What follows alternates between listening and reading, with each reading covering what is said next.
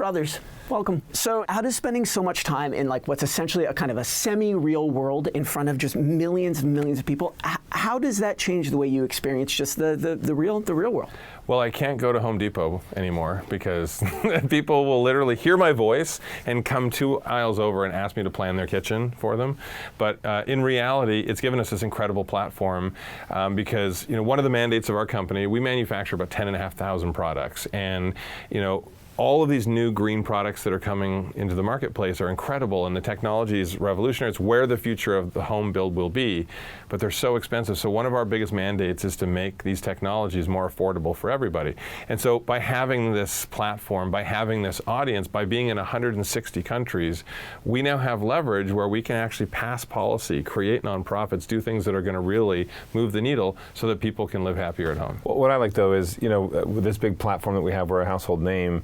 People see us on the street, they feel like they know us. We're not, we don't consider ourselves celebrities, but we're not a celebrity brand that's built on drama or anything like that. We just love to support people and help families live a safe, happy, healthy life. So whenever we meet people and the way it's expanded our brand, it actually just makes it so that people are more welcoming with us no matter where we are, and I love that. I was going to ask about the success you have in TV, an industry that's just completely upside down and kind of inside out right now.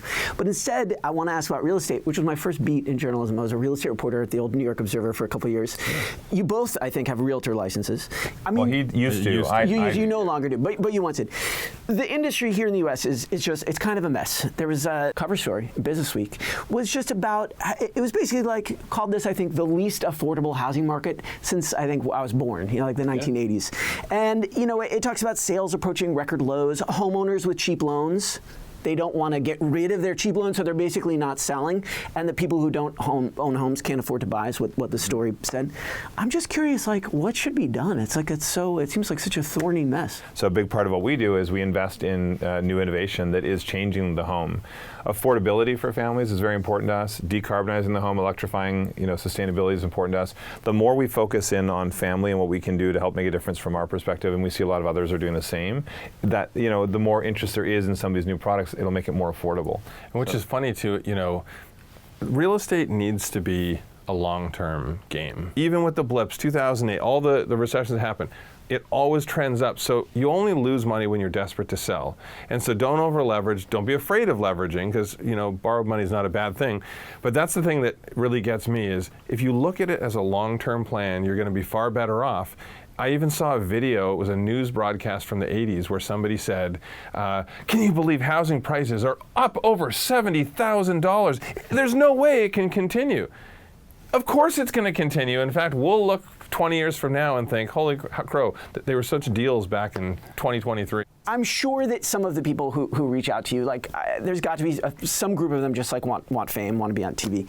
But I'm also betting, though, that there's just a lot of other people who they can't afford home renovations, and they look to TV as a way to get what they can't otherwise afford.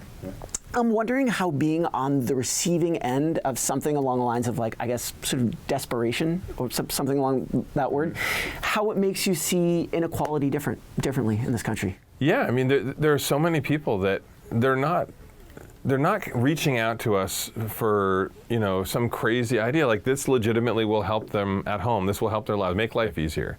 We do 40 houses a year on our shows. We help 40 families a year. In fact, we're almost at, 650 families on our shows, episodes of our shows that we've done. Yeah, and I think when you're thinking of inequality, and sometimes people will reach out and, if we're talking about solar or renewable for your house, sometimes people will lash out on us on social media a little bit about, you're talking about something that's for the rich, and we will never have the opportunity.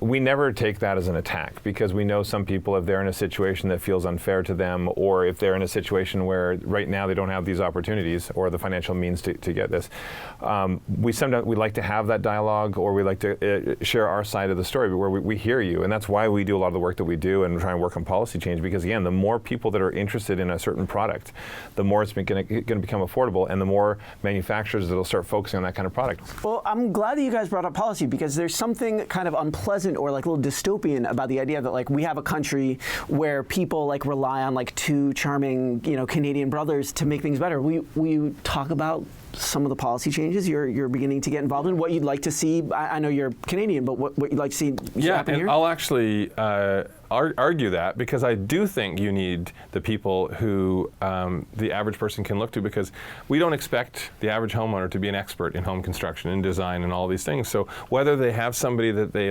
read in a magazine or in a paper, or whether they see someone on TV, they need that inspiration, but also that guidance to figure out what to do.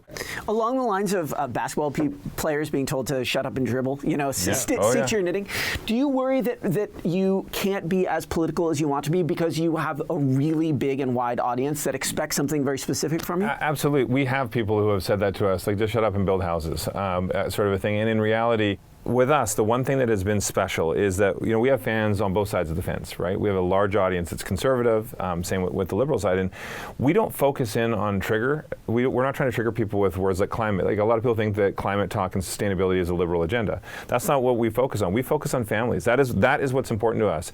Every single family deserves to be in a home where they feel safe, they feel healthy, a home they can afford. And if we just keep honing in on that, you're speaking a language that speaks to everybody. Everyone lives somewhere, and what's most important to them, their family and where they are. So they see that we're actually trying to help there. That kind of breaks down a lot of that butting of heads, because I don't care about that landscape. I care about you and your family.